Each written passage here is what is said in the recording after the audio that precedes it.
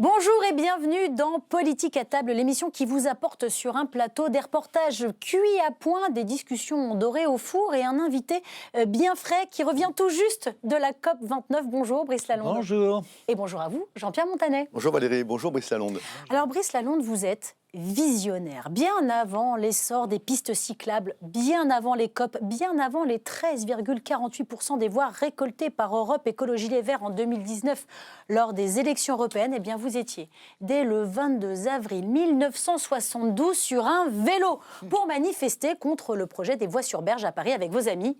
Les Amis de la Terre. Vous traverserez 2 fois le Pacifique en voilier pour lutter contre les essais nucléaires à Mururoa. La transition écologique était pour vous une évidence, mais c'est à partir des années 80 que vous opérez votre propre transition politique. Vous convertissez vos combats militants en actions politiques. Vous devenez secrétaire d'État à l'environnement, puis ministre de l'Environnement en 1991. Et c'est à ce poste que vous imposez le pot catalytique aux constructeurs automobiles et vous créez l'ADEME, la fameuse agence de l'environnement et de la maîtrise de l'énergie. Secourir l'environnement français, c'est bien.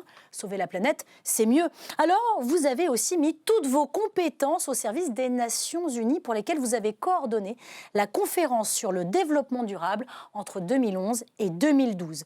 Une louche de Planète Bleue et ses océans, une pincée de Saint-Briac-sur-Mer en Ille-et-Vilaine, dont vous étiez le maire jusqu'en 2008. Voilà les ingrédients au menu de cette émission, n'est-ce pas Jean-Pierre ? Exactement Valérie, un menu très breton avec une raie au capre et un émincé de chou et en dessert, un succès aux noix. Dans le dessous des plats, on commence à préparer nos repas de Noël et c'est pourquoi on vous emmènera à la pointe du golfe du Morbihan à la rencontre d'un défenseur de l'huître naturelle. Dans les pieds dans le plat, l'appli Yuka déclare la guerre aux additifs dangereux et gare aux marques qui continuent de les utiliser. Voilà pour le menu. Maintenant, on passe à table et je vous propose de nous ouvrir l'appétit avec cuisine et confidence.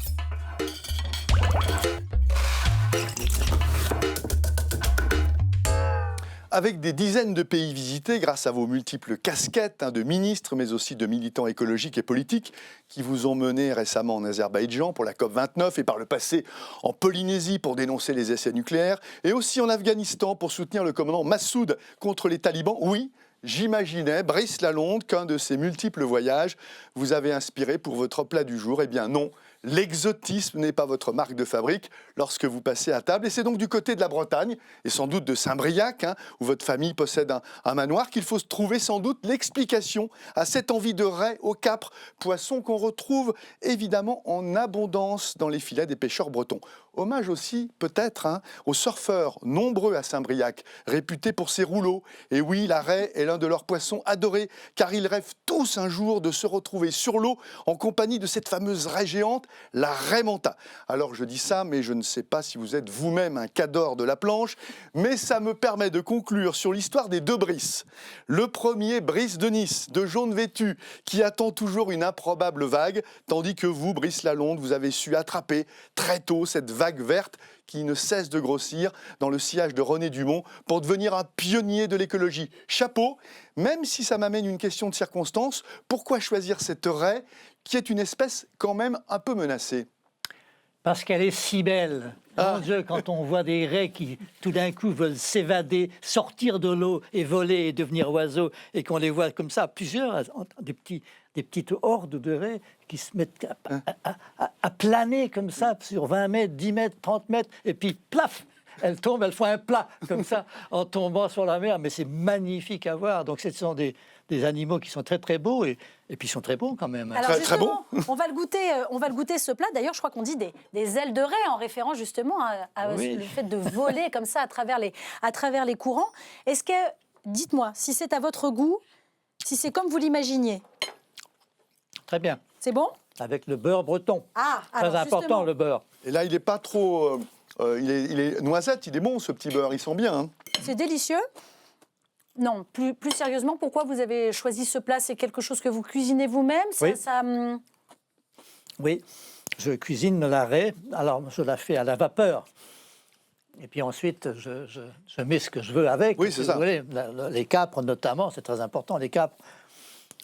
Donc, j'aime bien cuisiner et je trouve que aller chez le poissonnier, choisir sa raie, ça fait plaisir à chaque fois, quoi. Oui. il vous la prépare un peu parce qu'on peut aussi un peu enlever la peau. Il faut... J'enlève la peau, quelquefois il la coupe en deux. Voilà, parce que parfois c'est des grosses ailes, hein, Oui, c'est ça. bien sûr, c'est ça.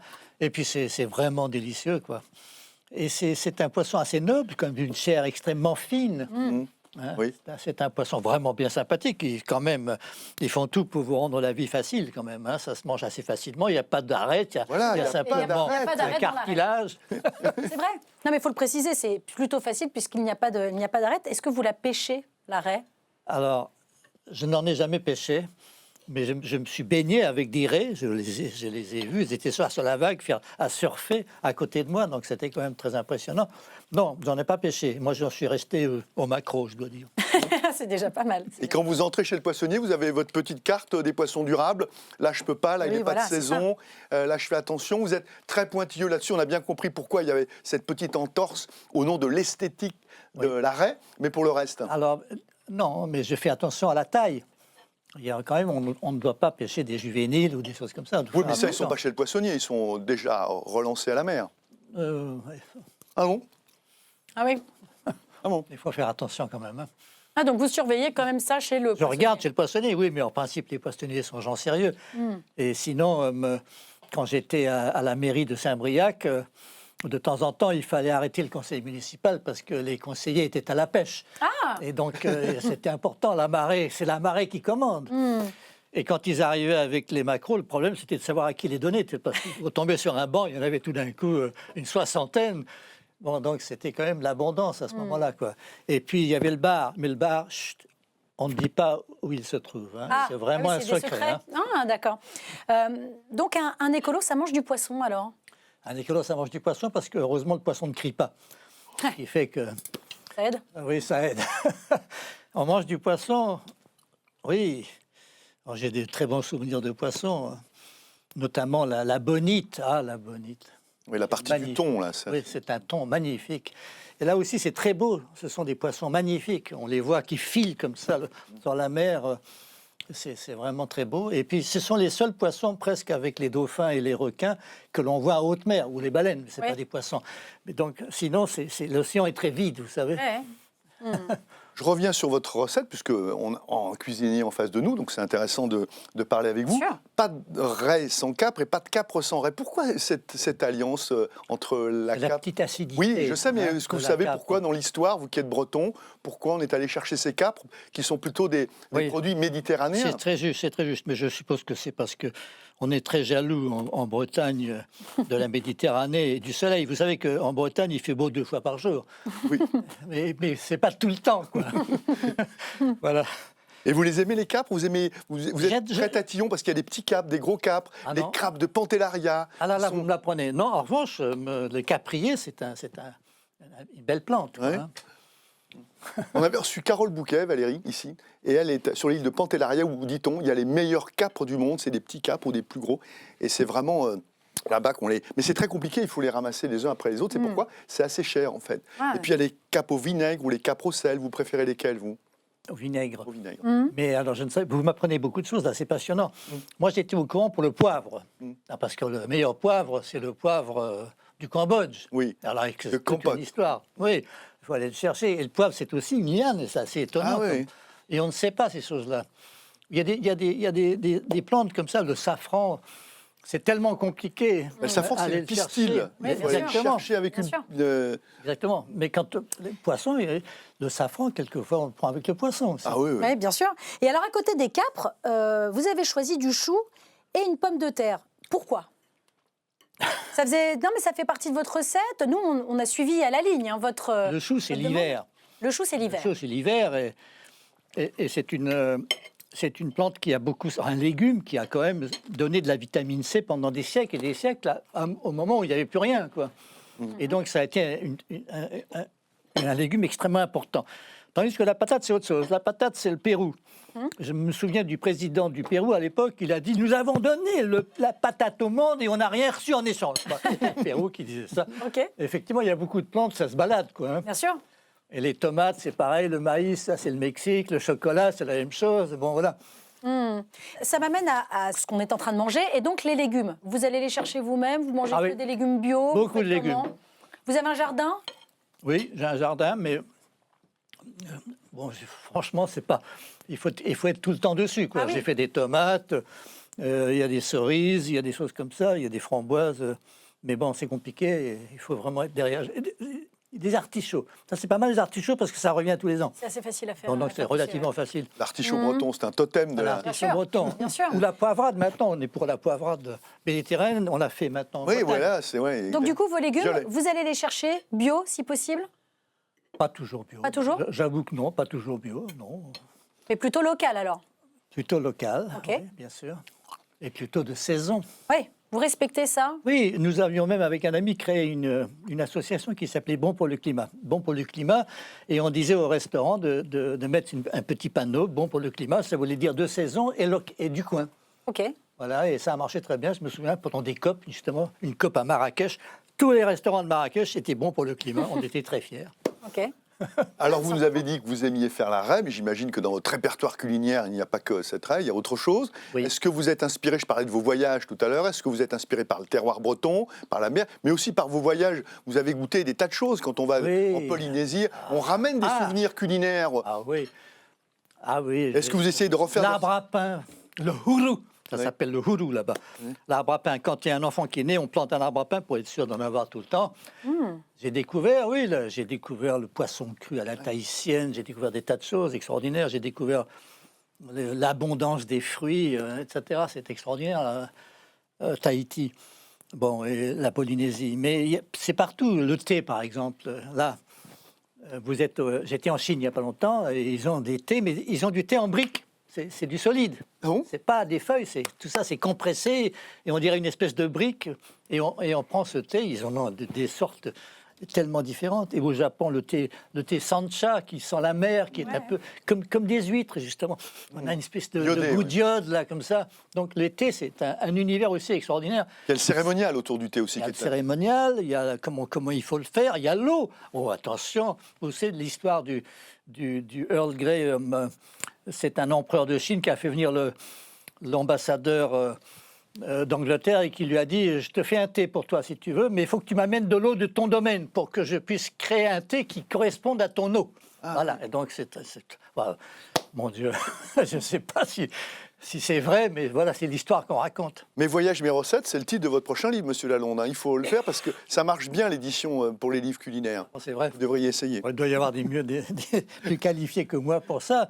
Mais c'est vrai que c'est passionnant de voyager, c'est passionnant de goûter et puis c'est vrai que ça fait partie de la civilisation. Hein. On voit bien que le rapport à la nourriture, le fait, comment est-ce qu'on dit en France, copain, ça veut dire qu'on partage le pain. Donc nos amis sont les personnes avec qui l'on déjeune. Et une dernière question, peut-être avant d'avancer. Pas de viande rouge dans cette assiette. Est-ce qu'il y a de la viande rouge par ailleurs dans vos menus Il y en a habituels? peu, il y en a peu, mais il y en a. Mais je fais aussi beaucoup de pot-au-feu et de mijotage, parce que je trouve que un de nos problèmes en France, c'est qu'on est pressé pour faire la nourriture. Pour faire la Donc cuisine. c'est aller-retour. Donc c'est toujours l'arrière du bœuf. Et du coup, on ne sait pas quoi faire des avants. On les exporte.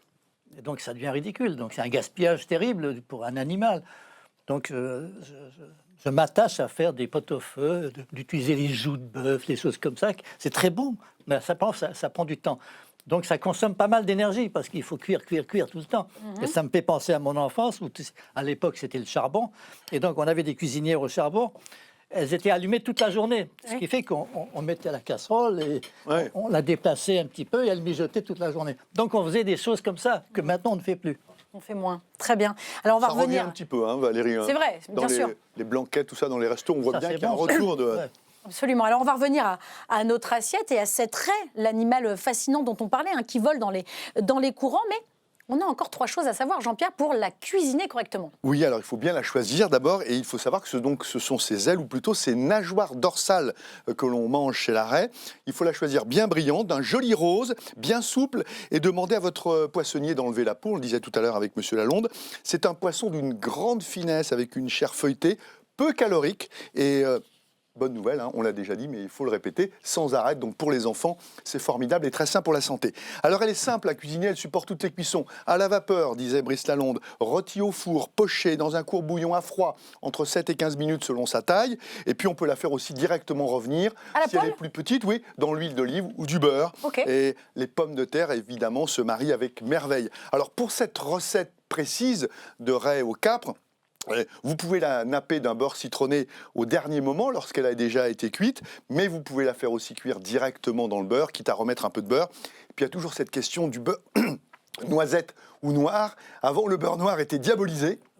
Je bois un petit verre. Oui, bien sûr. Oui, en principe, l'arrêt au beurre noir, en principe, on a arrêté ça. Oui, mais alors on s'est aperçu ensuite que finalement, il y a des études qui ont montré que le beurre cuit n'était pas plus nocif pour la santé que le beurre pas cuit. Donc on est maintenant avec ce beurre noisette qui a cette délicate odeur de noisette. Et puis Donc, la vitamine A. et la Évidemment. vitamine A. Voilà. Vous êtes plutôt beurre noir ou beurre noisette? Ah non, je suis plutôt pas de noir. Pas noir. Parce que Très bien. j'ai été marqué par ces informations, quoi, Oui. disant Ah oui, que donc c'était vous mauvais préférez pour la faire que le santé. beurre, quoi. On en est revenu, paraît-il. Et pour accompagner ce plat, vous avez choisi un saumur champigny. Alors expliquez-nous un petit peu déjà pourquoi ce choix, pourquoi cette bouteille. Alors pourquoi ce soit? D'abord parce que c'est affordable, comme on dit en anglais. Oui. Parce que les autres vins sont beaucoup trop chers, voilà, c'est très simple. Ça, c'est un des meilleurs vins de table, presque pour tous les jours. C'est un vin délicieux, c'est du Cabernet Franc. Un petit peu, il y en a d'autres, hein, comme le Chinon, comme le Bourgueil, comme l'Anjou. Alors il faut nous Et expliquer. j'adore le petit goût, le petit tanin. Il y a un petit tanin là, Absolument. derrière, là, c'est un peu râpeux, là, c'est délicieux. Alors on va le goûter. Oui. Il est délicieux. Donc faut l'expliquer. On n'a que du Cabernet Franc Oui. dans le saumur On champigny. n'a que du Cabernet Franc. Ce sont des vignes qui sont sur du calcaire, c'est au bord de la Loire. C'est entre Saumur et Chinon, comme ça.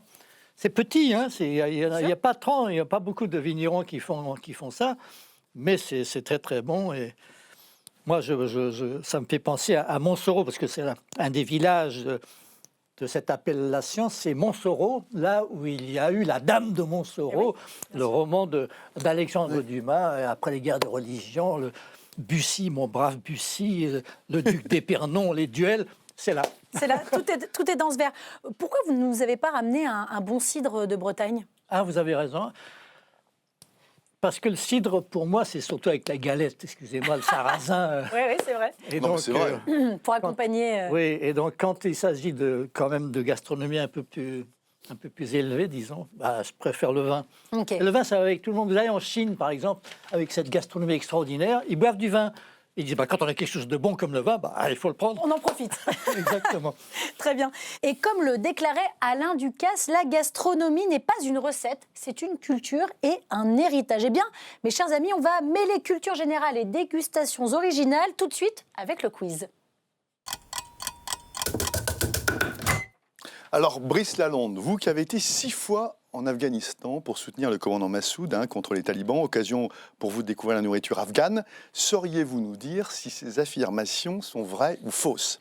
Le plat national afghan est le kabouli pulao, un riz pilaf salé-sucré avec épices, fruits secs, et le plus souvent servi avec de l'agneau. Vrai ou faux? Vrai. Vrai. Ouais, Bravo. j'ai vu tout de suite là. Oui, on le mange avec Ça les vous doigts, est là, venu. accroupi. Ah ouais. Le menti est le nom du ravioli afghan. Vrai ou faux? Je ne connais pas, donc pour moi, c'est faux. Alors, faux, oui, bravo. pas mal. Il s'agit du mantou. Le menti, c'est le nom du ravioli iranien. Bien joué. La soupe épaisse afghane, aosh, a aussi une version azerbaïdjanaise que vous auriez pu tester à Bakou. Est-ce que c'est vrai ou c'est faux? Oui. Oui, c'est vrai. À base de nouilles, de pois chiches, d'une sauce au bœuf haché, de yaourt assaisonné à l'amande. Donc on a mangé en Afghanistan et aussi à Bakou. Et avec des graines de grenade. Et avec des graines de grenade. Le commandant Massoud adorait les murs sauvages. Est-ce que c'est Oui. vrai ou faux? Vrai, voilà, vrai. Je l'ai vu de mes propres yeux. J'étais avec lui, on s'arrête au bord de la route. Il y avait des muriers Et partout. voilà, et il va manger ses murs et il se vrai régale. On a dû voir la même expérience dans la vallée du Panchir. Bravo, hein, Ouais, 5 bravo, sur 5. Sans faute. Sans faute. Sans faute. Alors attention, on quitte l'Afghanistan pour rejoindre vos côtes bretonnes. On connaît évidemment le très grave phénomène de la prolifération des algues vertes, mais cette fois, on avait envie de vous interroger sur les algues dans la gastronomie, les algues qui se cuisinent de plus en plus en Bretagne aussi. Ce sont les mêmes d'ailleurs, souvent. Bah oui. En partie. Alors sauriez-vous nous 5 dire sur 5. si ces affirmations sont vraies ou fausses? L'algue brune, le kombu royal, peut mesurer jusqu'à 6 mètres de long. Oui. Mais oui, c'est vrai. Bravo, incroyable. Et alors, figurez-vous que le wakame a l'étonnante particularité de posséder plus de provitamine A que les carottes ou le calcium dans le comté. Incroyable. Allez, deuxième affirmation. La laitue de mer ne se développe que sur les côtes bretonnes. C'est faux. C'est l'algue la plus répandue. Elle est présente sur tous les littoraux du monde. Et alors, elle est très difficile à mâcher, figurez-vous, donc elle se fait plus souvent mixer. Troisième affirmation. La fameuse algue nori, qui, une fois séchée, sert à confectionner les makis, vous savez, est consommée depuis 2000 ans au Japon. Ça doit être vrai. Ah oui, c'est vrai. Incroyable, incollable, Brice Lalonde. Alors d'abord sauvage, puis ce fut la première algue à être cultivée. Et puis dernière affirmation, le wakame, très utilisé en cuisine au Japon, est désormais cultivé sur des sites en Bretagne. Oui. C'est vrai. Incroyable. On n'a pas réussi à l'avoir, Brice Lalonde. 10 Bah, sur bravo. 10, je crois que ça n'existe pas dans Non, l'histoire de PAT. vous êtes le premier. Voilà, certains en mettent un peu dans le phare breton pour le rocker un petit peu. Vous avez goûté ça? Non, le phare, oui, mais... Mais sans le wakame. wakame, quoi. Très bien. Allez, voilà pour les algues. Allez, on le voit depuis le début de cette émission, à la mer brasse des trésors inestimables. Et je crois qu'il en sera question aussi dans la brève de comptoir. C'est tout de suite. Alors, en préparant cette émission, Brice Lalonde, on vous a demandé de réfléchir à des anecdotes, des souvenirs de repas en présence de personnalités politiques ou militantes. Et vous avez choisi de nous parler des produits de la mer, n'est-ce pas? Oui, oh là là, quelle histoire. C'était il y a longtemps, j'étais au gouvernement et je voulais préparer une grande conférence et j'ai choisi de le faire avec le commandant Cousteau dans son centre. Il avait un centre au Halles. On a fait venir tous les ministres, le président de la République. Et je me suis dit, pour honorer le champion des océans, il faut faire un super buffet avec que des huîtres, des langoustines, du saumon, enfin tout ce qu'on peut voir, extraordinaire. Alors arrive l'heure du déjeuner, mon commandant, on l'appelait Gic. Gic, regardez ce que j'ai préparé pour vous. Il reprend un air. Je ne mange jamais de produits de la mer. J'en suis encore ébahi aujourd'hui, quoi. Pourquoi vous expliquez pourquoi? Non. Voilà, c'était comme ça. Alors lui, il était du coin de Bordeaux, il avait sa petite vigne à lui, hein, il avait son château Cousteau, je ne sais pas comment il s'appelait. Et bon, il ne prenait pas de produits de la mer. Bon, donc c'est compliqué, les écolos, ils ont toujours des manies comme ça. Alors justement, en parlant d'écolo, vous avez aussi une autre anecdote en traversant le Pacifique avec Greenpeace, je crois. Mon Dieu, oui. Alors, je traverse le Pacifique, on n'avait plus rien à bord du bateau, je veux dire, ça a duré quand même 50 jours. Alors, et on avait des faillots mexicains et tout ça. Et à la fin des faillots, quand même, on en a marre parce que les produits, les œufs, ils étaient passés, tout ça, c'était passé. Qu'est-ce que je vois? Je vois des thons qui passent. Vite, une ligne. Hop, je mets la ligne. Je travaille, je ramène la bonite. Magnifique, magnifique, c'est formidable. On va se faire une ventrée extraordinaire. Eh bien, figurez-vous que les gars de Greenpeace qui étaient avec moi dans l'équipage, ils étaient végétariens. Non, on ne mange pas de poisson. Résultat, je me suis fait une ventrée extraordinaire de ce thon, mais j'ai été obligé de jeter les 3/4 après parce qu'il commençait à se gâter, quoi. Donc, mon souvenir de ce gaspillage, tellement j'étais content de manger ce thon, c'était tellement bon après les faillots mexicains, et eux qui ne voulaient même pas. Enfin, c'était même pas goûter. Terrible, quoi. Bon. Chapeau pour sortir un thon comme ça, parce que oui, il a fallu travailler. C'est la pêche au gros, là, c'est pas le goujon. Alors, sur ce plateau, rassurez-vous, vous l'aurez remarqué, on n'est pas végétarien. Et je vais même vous dire, les produits de la mer, on adore ça. Surtout les huîtres à l'approche des fêtes de fin d'année. Elles seront les vedettes de nos tables, encore meilleures quand elles sont élevées sur le sable à l'ancienne, sans modification de leur système de reproduction. On vous explique tout de suite dans le dessous des plats.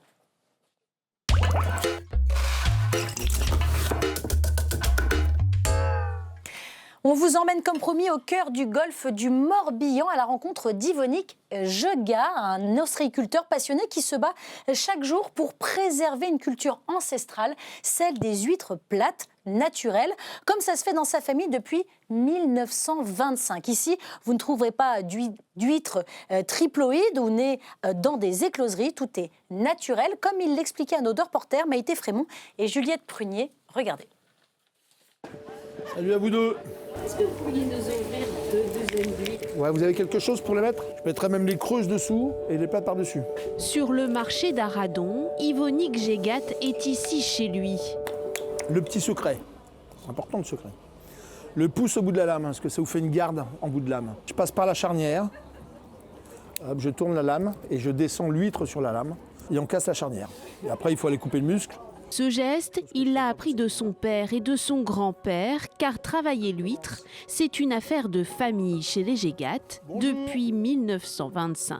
Et sur ces étals, les huîtres plates naturelles, la toute première à être consommée, celle adorée des rois de France, mais quasiment disparue. À la Belon, c'est une huître plate née en Bretagne, élevée en Bretagne et vendue à partir de la Bretagne. C'est ça la Belon. Moi j'ai connu des grands connaisseurs, des finaux. Une huître plate, c'est iodé. Mais il faut la garder en bouche, c'est pas comme un vin, quoi. Il faut le trafiquer dans le palais. Je trouve que la plate a un goût plus fin, un petit goût de noisette. 400 grammes. Donc vous, c'est pas des triples. Hein? Non. C'est que de l'huile née en mer. On fait le captage de l'huître. Qu'elle soit plate ou creuse, Yvonique Jegat défend une technique ancestrale. Ces huîtres sont élevées à l'ancienne, pas d'écloserie, sans modification de leur système de reproduction. L'huître, au départ, on met des collecteurs dans l'eau et on va récupérer des huîtres qui sont grandes comme ça. Voilà. Et il y a 3-4 ans d'élevage pour arriver à faire ça. L'huître est un animal vivant, même si ça ressemble à un caillou. Donc, Car au-delà de son goût, le mollusque, protéine animale la plus écologique à produire, émet le moins de CO2 et joue un rôle essentiel pour équilibrer notre écosystème. la coquille d'huître est constituée de calcaire. Le calcaire est bon contre l'acidification des océans. Donc c'est une bonne chose de remettre les coquilles d'huître à l'eau. L'espèce filtre l'eau polluée et attire la vie marine. Vous avez repris les gars? Alors l'huître aura-t-elle la coquille assez dure pour résister au réchauffement climatique? La France en produit aujourd'hui 130 tonnes par an, 90% de la production européenne.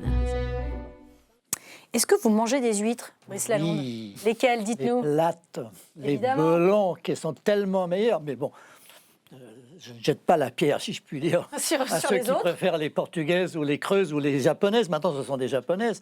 Parce que le problème de l'huître plate, c'est qu'elle a malheureusement, elle était presque en voie de disparition. Absolument. C'était notre huître, c'était l'huître nationale. Et il y en avait partout. On n'imagine pas les paysages que c'était. C'était des récifs entiers de cette huître plate, Ostrea edulis. Oui. Ça veut dire douce. Oui. C'était l'huître. Elle a nourri des générations et des générations de Français. Et puis, on a dragué les fonds, on a pillé, on en a pris trop, on ne l'a pas laissé le temps de se reproduire, correctement. on a cassé son habitat, donc tous ces récifs. Alors voilà, donc elle a failli disparaître. Elle est délicieuse, je suis très très content, je rends hommage à cet ostréiculteur. Je ne savais même pas qu'on pouvait faire ça, parce qu'en général, oui, on va chercher le naissin et ensuite on fait grandir dans les écloserie. élevages. Oui, mais ça, Ouais. c'est de l'élevage, alors que Oui. là, il est dans... Oui, ça c'est Tout est formidable. naturel, Ouais, ouais. C'est formidable, donc bravo. Donc ça veut dire que vous ne faites pas spécialement attention à ça quand Non. vous achetez vos huîtres? Non, moi je prends Si des elles ont huîtres. été élevées naturellement ou pas Bah, écoutez, franchement, pour moi, un élevage d'huîtres, c'est quand même relativement naturel. Oui. Hein. Simplement, la difficulté de ces élevages, c'est que souvent, c'est trop concentré, ce qui fait que quand il y a un parasite ou quelque maladie, chose, tout le monde en prend. Mm. Ensuite, on a des problèmes tout simplement comment dirais-je, on n'épure pas assez les eaux usées ou des choses comme ça, donc vous avez des pollutions, donc les huîtres, elles n'aiment pas ça. Mais vous avez, dans votre reportage, on dit bien, elles filtrent l'eau, ce qui fait que dans certains ports, on met des huîtres pour filtrer l'eau, pour nettoyer l'eau, etc. Oui. Donc elles jouent un très grand rôle. Et puis, Jusque alors, dans les elles baies captent- de New York, d'ailleurs, on le fait. et à New York, en plus, c'est contre la montée des eaux, en plus, donc ça Absolument. protège. Oui, oui, donc elles sont très utiles et elles captent le CO2. et elles le mettent dans leur coquille, ce qui fait que c'est très important la coquille. Il ne faut surtout pas la brûler, il faut en effet, on la remet. Et donc l'huître est une vraie copine, quoi. Hein, voilà. Et donc il faut. C'est une sentinelle, hein, vraiment, qui lance des alertes, qui dit attention aux scientifiques. Là, maintenant, les plastiques sont ici, les polluants sont là. Et on s'en sert de plus en plus comme capteur, en effet. Thermomètre, en fait. Voilà. Oui. Thermomètre du milieu et tout. Donc il faut vraiment la respecter, cette huître. La protéger. Protéger, et puis, si possible, réintroduire. Favoriser de nouveau le développement de l'huître plate. Voilà, c'est ce que j'allais vous demander. C'est-à-dire que vous défendez justement ça, le fait d'imposer presque, ou en tout cas de favoriser ce type de production-là, au détriment peut-être des huîtres triploïdes, qui étaient un rêve, non, les finalement. triploïdes, oui, mais ça c'est de la manipulation, oui, bien sûr. Oui, mais alors quoi? Ça veut dire, parce qu'aujourd'hui, il y a 50% des huîtres qui sont triploïdes, parce qu'elles sont plus résistantes, parce qu'on en trouve toute l'année. Alors qu'est-ce que vous dites aux il n'y a pas de laitance. Vous dites quoi? Vous leur dites, on arrête tout? Non, je ne leur dis pas ça. Après tout, ils ont inventé un mets nouveau, si je puis dire. Donc c'est aussi une trouvaille gastronomique, si je puis dire. Mais enfin, non, je pense qu'il faut faire attention, parce qu'elles ne se reproduisent pas, les huîtres triploïdes. C'est ça c'est le principe. Et donc, du coup, elles ne sont pas laiteuses, et puis, on en a toute l'année. Mais on a besoin que les huîtres se reproduisent. Donc, il faut là aussi faire attention, il ne faut pas en mettre trop. Vous savez, c'est comme les moustiques, on met des moustiques stériles pour essayer, mais en fait, ça ne marche pas d'abord. Et donc, il faut faire attention. Donc, je défends l'huître naturelle. Alors, je défends encore plus celle que vous m'avez montrée, parce que j'ignorais totalement qu'on puisse le faire encore. Mais vous savez, ce n'était pas simplement sur le sable, c'était vraiment des récifs entiers. Très bien. Des montagnes d'huîtres, en quelque sorte. C'était ça l'habitat de la Belon. Donc il faut la réintroduire. Il y a un programme franco-anglais, je crois franco-britannique, avec l'Ifremer. Donc il travaille là-dessus. Il y a un spécialiste qui peut vous parler pendant des heures de toutes les espèces d'huîtres et de toutes les maladies qu'elles peuvent avoir. Donc ce n'est pas mon cas, mais moi je suis ça avec intérêt, parce que justement, le destin de l'huître plate, je me sens proche d'elle. Alors, vous avez prononcé le mot, et je voudrais qu'on s'y arrête 2 secondes, manipulation. Il faut faire attention, parce que manipulation, on se dit, tiens, il y a les apprentis sorciers. Et Valérie l'a un peu dit, elle est née dans les laboratoires de l'Ifremer, cette huître triploïde. Donc elle a été au chevet de scientifiques. Donc est-ce qu'on peut vraiment parler de manipulation génétique? Oui, mais est-ce que c'est dangereux pour l'homme et pour l'huître?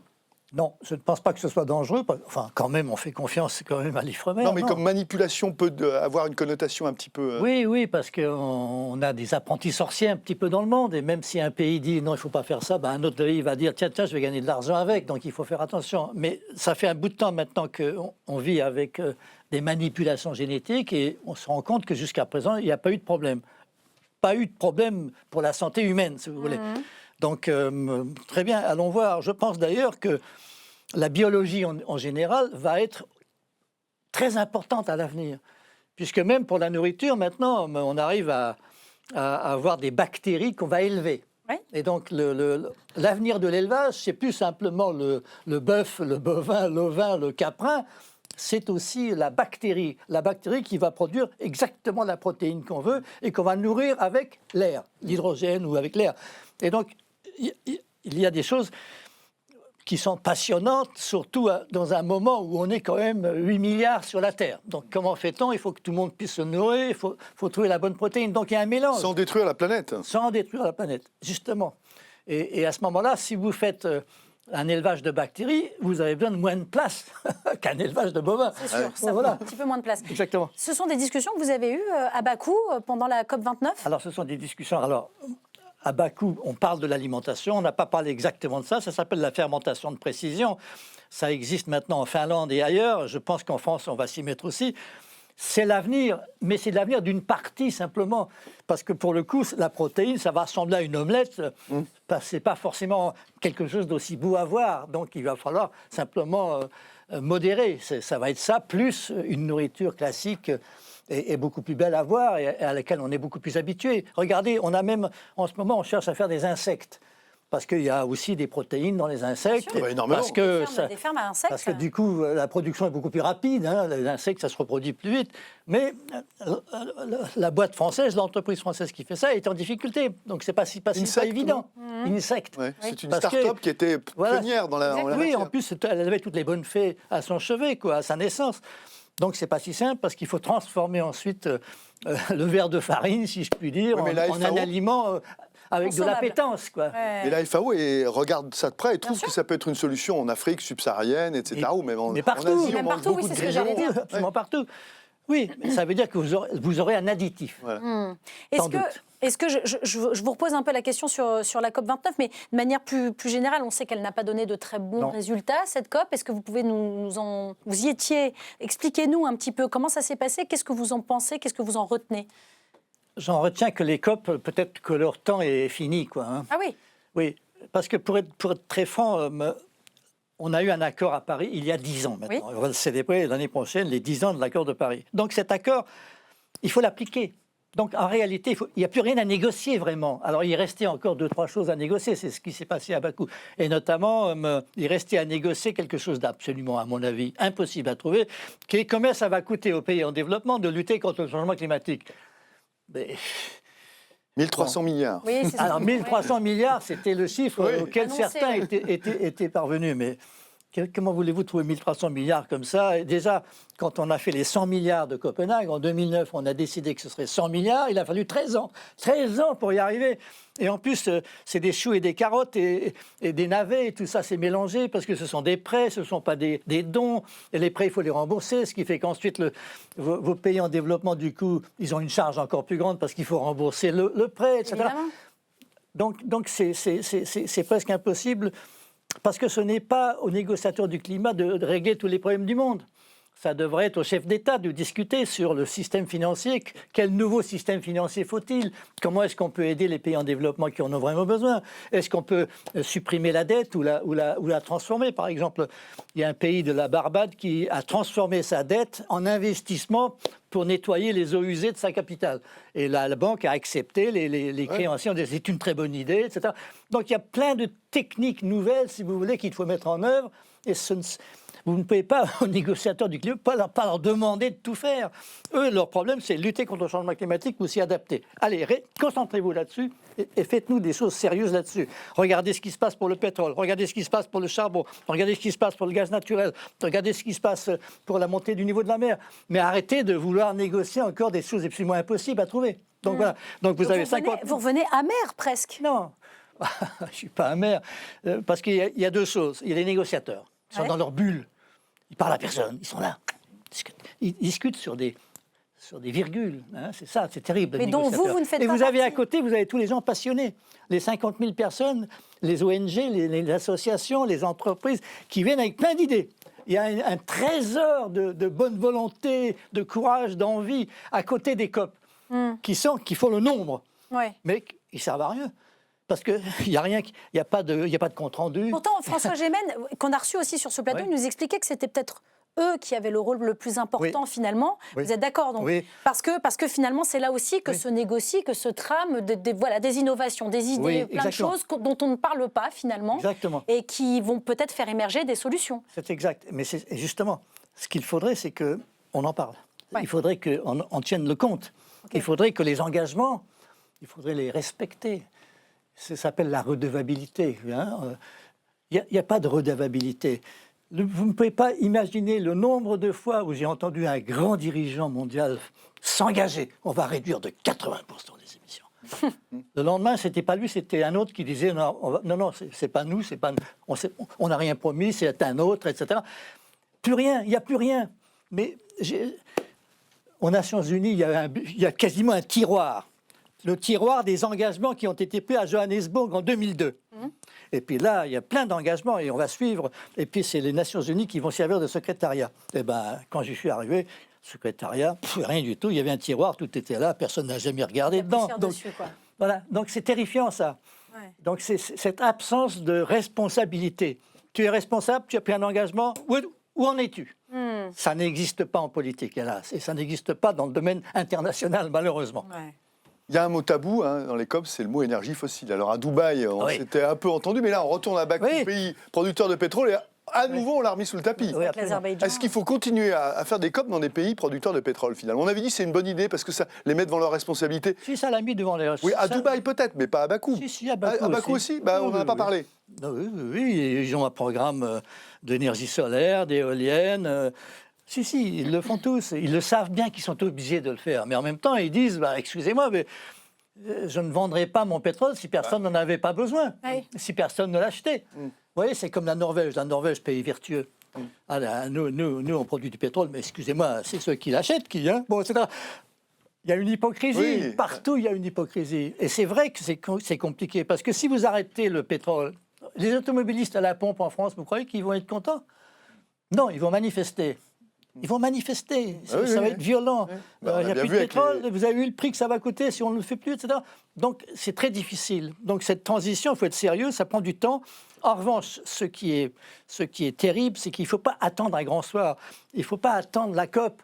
Il faut faire les choses sérieusement, régulièrement. Ouais, mais il faut alors, de la persévérance. Il ne faut même pas en parler. Il faut le faire.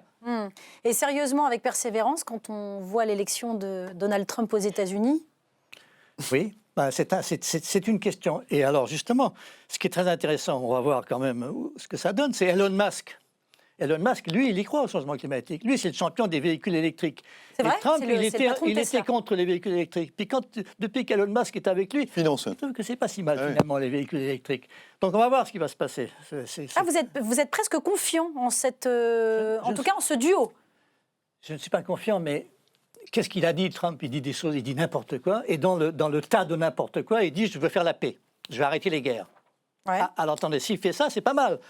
Parce que les guerres, il y en a trop maintenant dans le monde. Et si vous voulez lutter contre le changement climatique, il faudrait d'abord commencer par arrêter les guerres. Parce que c'est pas comme ça qu'on va y arriver, etc. Donc, rien n'est 100% noir ou 100% blond. Ok. Alors, avec Trump, oui, c'est n'importe quoi. Il ne croit pas à la science. Il ne Climato-sceptique. croit pas aux vaccinations.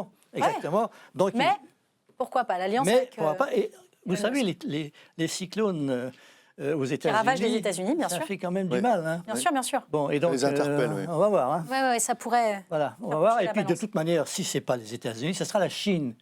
Et la Chine, c'est le problème de Trump. C'est le vrai problème de Trump. Ouais. Vous avez raison, Brice Lalonde. Alors, vous le savez sûrement déjà, hein, mais l'huître, on ne l'a pas dit, est excellente pour la santé, hein, parce qu'elle est faible en calories, mais très riche en minéraux. Et il n'y a pas que dans Politique à table que l'on se préoccupe des valeurs nutritionnelles des produits alimentaires, de leurs bienfaits et parfois de leurs dégâts sur notre santé. On voit ça tout de suite avec les pieds dans le plat.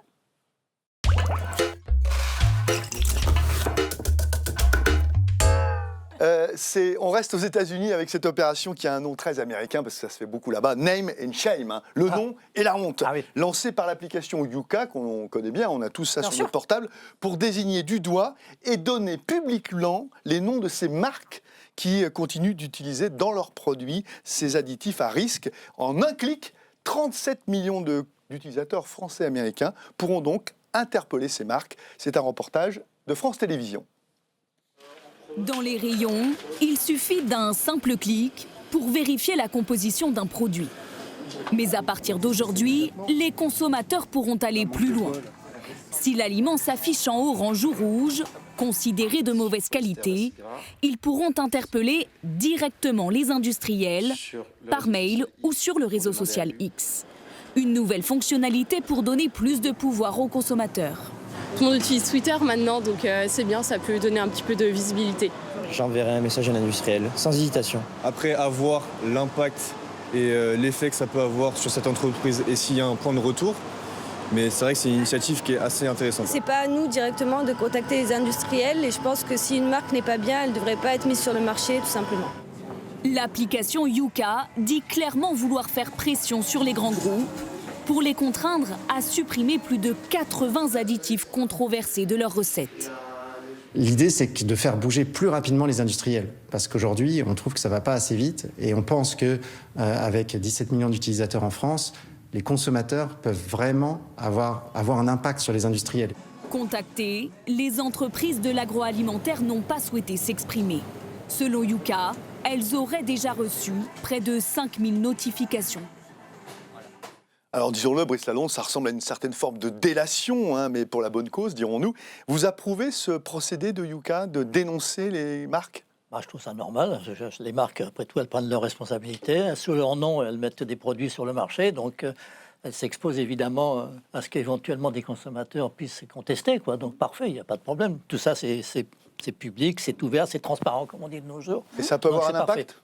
Oui, certainement. Ah oui. Ah oui, Vous croyez ça que les marques peuvent avoir peur de 37 millions d'utilisateurs elles peuvent avoir qui peur, vont surtout faire que des messages sur X ou sur, je sais pas, sur les réseaux sociaux, c'est ça Valérie? Bien sûr. Oui. Bien sûr, parce que leur réputation, c'est leur Est en danger, bien le donc. plus précieux quand même, la D'accord. réputation des... Donc, bonne idée pour vous. Oui, c'est bien. Alors, on ne va pas passer son temps à se méfier, si vous voulez. En principe, je pense que le principe le plus important de notre société, c'est la confiance. Ah oui, donc vous Confiance- dites que là, du confiance coup, dans les le rapport est institutions. inversé. Oui, confiance d'abord. A priori, on ne fait pas confiance et donc du coup, on va aller... Oui, ça, c'est ça le risque. Ouais, c'est ça. Bon, maintenant, il y a aussi un service de répression des fraudes, il y a tout ça. Donc, si vous voulez, le lien peut se faire si vraiment ils découvrent quelque chose qui n'est pas normal. À ce moment-là, le service de répression des fraudes sera alerté aussi. Donc, c'est bien. C'est ce Et que puis- dit une des usagers Bien qui sûr. dit c'est au pouvoir public de faire ça, c'est pas à nous d'aller. Oui, c'est au pouvoir public. Alors simplement, il y en a beaucoup. Hein. Il y a les services de répression des fraudes, il n'y en a pas tant que ça. Et puis, il y a un rapport justement de la Cour des comptes européenne qui est concomitant, là, qui dit les étiquettes, personne n'y comprend rien, c'est trop compliqué. Donc, Illisible. oui, mais c'est compliqué, mais ce n'est pas forcément de la faute des industriels, excusez-moi, c'est que quand même, on ne sait plus très bien ce qu'il faut mettre sur l'étiquette. Maintenant, c'est l'effet de serre, combien de CO2 il t'a fallu pour produire ça, combien il y a de calories, combien il y a de gaz, de graisse trans, de ci, de Oui, ça. bien enfin, sûr, bien oh sûr. là là là. Alors, ça veut dire que vous, typiquement, vous ne youkatez pas. Vous ne faites pas il de m'arrive de le youka. faire, Si. il m'arrive de le faire. Ah oui. Quand j'ai un doute. Quand j'ai un D'accord. doute, parce que tous les machin, c'est quoi On n'y comprend ces rien. trucs-là. Alors, en principe, on comprend parce qu'on sait, parce qu'on a été élevé à ça. Bien sûr. On sait aussi, il faut aller le chercher, si vous voulez. Mais c'est vrai que, a priori, je fais confiance. Ok, mais de temps en temps, il vous Et arrive de de le temps faire. en temps, je regarde, c'est intéressant en plus. Non, Ah c'est oui. intéressant. Et c'est surtout parce qu'ils mettent la qualité. Ils Tout à fait, il y a un quand vous classement. faites ça, il y a excellent. Oui. Moi, en général, c'est excellent. Donc, Ah, vous très voyez, bien. Ah bah, vous choisissez bien vos produits. Voilà. Donc, mais ça veut dire que si vous ne voyez pas excellent, vous reposez le produit? ça veut dire que non. Parce que c'est ça l'effet, c'est ça être consommateur. C'est pas forcément dénoncer, mais c'est aussi dire moi je l'achète pas. Oui, ça peut être le boycott. Tout simplement. Oui, c'est très bien, ça, c'est parfait. Oui. Je veux dire, un consommateur n'est pas obligé d'acheter quelque chose, donc c'est parfait. Oui, bien sûr. Donc, ils vont progressivement, ça va améliorer. C'est comme tous ces systèmes, c'est un peu comme Uber, vous savez. Si tout d'un coup votre chauffeur est mauvais, le réseau social va le virer, progressivement, parce qu'il va y avoir beaucoup La d'avis dictature négatifs. de la note, oui. Exactement. Ou TripAdvisor, ou je ne sais quoi. Bien sûr, bien sûr. Mais là, il y a 80 additifs qui sont concernés, mais j'ai pas bien compris. S'ils sont dangereux pour qu'on les interdit pas, tout simplement? Oui, c'est ça. Bonne question. S'ils sont vraiment dangereux, on devrait les Alors, interdire. est-ce qu'ils sont dangereux pour Yuka dans leur petite start-up ou est-ce qu'ils sont dangereux pour la santé? Vous en C'est savez la bonne, quoi, c'est la Brice bonne Lalonde? question. Non, j'en sais rien pour l'instant. En principe, on ne laisse pas sur le marché des choses qui sont dangereuses. Simplement, la science progresse sans cesse. C'est comme pour les pesticides, excusez-moi, mais tous les pesticides que j'ai connus quand j'étais petit sont interdits maintenant. Et oui. Donc progressivement, on n'arrête pas d'interdire parce qu'on découvre des choses. Et à la limite, il n'en faudrait pas. C'est ça, il faudrait trouver des systèmes biologiques. L'insecte qui va manger l'insecte, etc. Et progressivement, c'est ce qui se passe. Avec les phéromones, on a des choses extraordinaires. On trompe l'insecte, etc. Bon, donc on va vers ça. Donc Yuka va nous aider à aller vers ça, des aliments toujours plus sains. Mais c'est quoi sain exactement? Voilà, c'est ça qui c'est pas si simple. Le critère n'est pas simple. Alors ils ont des diététiciens, si vous voulez. sûr. Donc est-ce que c'est la calorie, le goût, le CO2 à la limite que vous avez du gras, c'est votre responsabilité si vous voulez manger gras. Oui, c'est ça, ça dépend aussi des régimes alimentaires. Ce serait quoi pour vous le critère ultime, c'est-à-dire le vrai bon critère à regarder quand on choisit quelque chose dans un supermarché? Ou le critère essentiel? Il y a le prix. Oui, déjà, bien sûr. Parce que c'est important. Ouais. Non, mais le prix, il exprime aussi la somme des préférences et du dédain d'une société. Donc c'est quand même pas non plus totalement magique, arbitraire ou magique. Donc voilà. Donc pour moi, c'est d'abord meilleur pour la santé, c'est qu'il ne vient pas de l'autre côté du monde.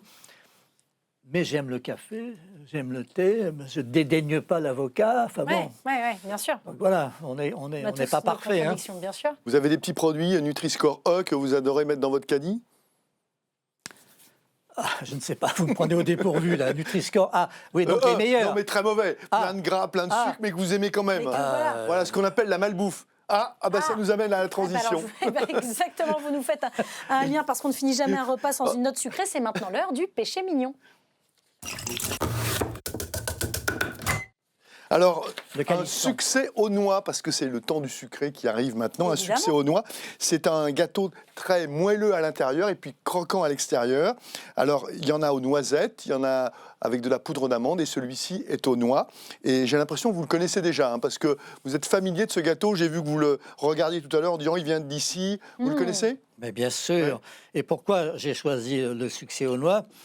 C'est presque une blague à la maison familiale. C'est parce que chaque fois qu'il y a un anniversaire, il y a beaucoup d'anniversaires dans une famille, chaque fois, je dis, moi, tiens, si on se faisait un petit succès aux noix. Ah ouais, c'est votre dessert préféré. Voilà, donc c'est mon dessert préféré. Donc ma famille se moque de moi. Et de temps en temps, elle me dit, oh, on va prendre une tarte au citron à la place. Hein. Mais bon, Alors, du moi, coup, j'en reste... chez vous, on j'adore la meringue, la noix, la petite crème pralinée. Là, tout ça. Goûtez-le. Chez vous, on le fait maison. Vous savez faire le... J'ose pas le dire, on va l'acheter. très On bien. va l'acheter. Vous l'achetez? Non, c'est délicieux. Est-ce que... La pâtisserie française est une des meilleures du monde. Hein. Bien sûr. C'est la meilleure du monde, allez-y. Hein. Alors, c'est la meilleure. Ah du oui, monde. non, là pour le coup. Évidemment, et de très loin. Oui. Est-ce que ça... Vous vous inquiétez aussi de la filière noix qui Oui. est en grande difficulté en France? Parce Oui, que ça oui. m'amène à, évidemment, un succès aux noix. Ça m'amène évidemment à vous parler des noix. Vous suivez cette crise Oui. de près, de loin? Comment vous regardez les choses, notamment les noix du sud-ouest qui sont en grande difficulté? Alors ça, c'est les noisettes. Oui, aussi. Mais les noix aussi. C'est plus du Grenoble. par là. Ouais. Mais il y a une AOP à Grenoble, je crois. Exactement. Pour la- Oui. Et c'est magnifique. Ouais. Les champs de noyers devant les montagnes, là, c'est Ouais, très c'est beau. sublime. Alors les noisettes, oui, ils ont un problème, c'est parce que on a interdit un néonicotinoïde ou je ne sais quoi là. Et donc ils disent on ne sait pas comment faire sans ce néonicotinoïde. Bon alors ça c'est au pouvoir public de faire. Je crois quand même que le syndicat des noisetiers ou je ne sais quoi, ils sont en train de faire des tas d'essais justement de lutte biologique. Des phéromones pour essayer de leurrer l'insecte. Donc, je pense qu'ils vont y arriver. Donc, c'est la bonne voie. Alors, simplement, combien de temps il vous faut pour y parvenir à ça? Est-ce qu'on peut négocier ce temps-là, etc. Voilà. C'est ce qui s'est passé pour les betteraviers. C'est une discussion importante. Il faut se mettre d'accord avec tout le monde. Et il faut trouver le moyen que s'il y a une autorisation temporaire, le temps de trouver la lutte biologique, alors il ne faut pas que ça puisse mettre en danger les abeilles, parce que la question des néonicotinoïdes, c'est la question des abeilles. Tueurs d'abeilles. Et les abeilles, c'est quand même très important. C'est même essentiel. C'est même essentiel pour polliniser avec les autres pollinisateurs. Donc ça, c'est vraiment une question de mettre d'un côté le pour, de l'autre côté le contre, et discuter avec les éleveurs et ceux qui font les noisetiers. Là. Parce que, bon, pour l'instant, les noisettes, elles viennent surtout de Turquie. Hein. Bien sûr. Et du Alors vous Piémont, avez... un petit peu Pardon. aussi. Pardon, du Piémont aussi, les bonnes Aussi, noisettes. Ouais. aussi. Ah, ça, c'est Ferrero. C'est Mais ça, je crois c'est ça. qu'il a Du tout pris. Tella, là. Exactement, exactement. Non, mais alors, le problème, c'est que il y a l'hémisphère sud aussi, parce que il faut prendre les noisettes et les noix de l'hémisphère sud quand il n'y en a pas dans l'hémisphère nord. Bien sûr. Alors là, vous avez choisi un succès au nord, on a compris pourquoi. Mais vous auriez pu nous ramener peut-être un Queen Amman, non? Ou des choses comme ça. Vous aimez bien les desserts bretons? Ah oui, alors là, il y a beaucoup de sucre, hein, il y a beaucoup de beurre. Hein. Le Queen Yaman, là, c'est vraiment bon. Ouais. Vous faites attention au sucre? Oui, Ah, quand même? oui. J'essaye d'éviter le sucre. Ah, dans tout? Oui, dans tout. Je ne mets pas de sucre dans le thé, je ne mets pas de sucre dans le café, je ne mets pas de sucre. nulle Ok. part. Non, non. Ça, c'est sucré quand même un petit Un peu. peu. Ah, ça, c'est sucré. De temps en temps, c'est bon. Oui, oui. Bien sûr, bien sûr. Hein? Mais donc vous avez préféré nous parler de ça plutôt que du... Vous connaissez, vous, dans votre coin, à Saint-Briac, de très très bonnes fabriques de Queen Amman, de phare breton? Oui, alors le Queen Yaman, c'est plutôt du côté de Bretagne Sud. Mhm. Mais oui, bien sûr, il y a de tout. On est quand même... c'est une région bénie des dieux, là, la Saint-Briac. Mhm. On est à égale distance de Saint-Brieuc et de Saint-Malo. On est près de Dinard, on est près de Dinan. On a vraiment tout le pays gallo. C'est le pays gallo. C'est vrai. Bon. Et pour accompagner ce dessert, vous avez choisi un titre, alors un dessert très frais, hein, vous avez choisi un titre très chaud, puisque c'est l'air du Brésilien qu'on écoute tout de suite. Je suis brésilien, j'ai de l'or et j'arrive de Rio de Janeiro. Plus riche aujourd'hui que naguère Paris, je te reviens encore. 2 fois je suis venu déjà, j'avais de l'or dans ma valise. Des diamants dans ma chemise, combien a duré tout cela? Le temps d'avoir 200 amis. Alors avec une formidable interprétation de Dario Moreno hein, qu'on reconnaît. Pourquoi avoir choisi cet extrait de l'opérette écrite par Offenbach, La vie parisienne? Parce qu'Offenbach, c'est un dieu pour moi. Ah oui, expliquez-nous. Offenbach, d'abord, c'était une musique très belle. C'était un amoureux de Mozart. Et c'est le moment de la joie à Paris. C'est Paris, centre du monde. Tout le monde vient s'amuser à Paris. Le roi d'Angleterre, à l'époque prince de Galles, mais qui fumait des cigares tout le temps, il vient à Paris. Napoléon III, il vient s'amuser, même quand on se moque de lui, Offenbach. Tout Paris s'amuse. C'est le Folies Bergère, c'est le French Cancan. C'est le plaisir sans arrière-pensée, la joie, et c'est drôle. Et il y a tellement drôle Offenbach, La Belle Hélène, ça c'est tellement drôle. Donc j'adore Offenbach, pour moi c'est le symbole de la joie et du génie français, même s'il était un petit peu allemand. Mais personne n'est parfait. Ouais. Personne n'est parfait, merci. Merci infiniment Brice Lalonde d'avoir partagé ce repas. Merci infiniment Jean-Pierre Montanet.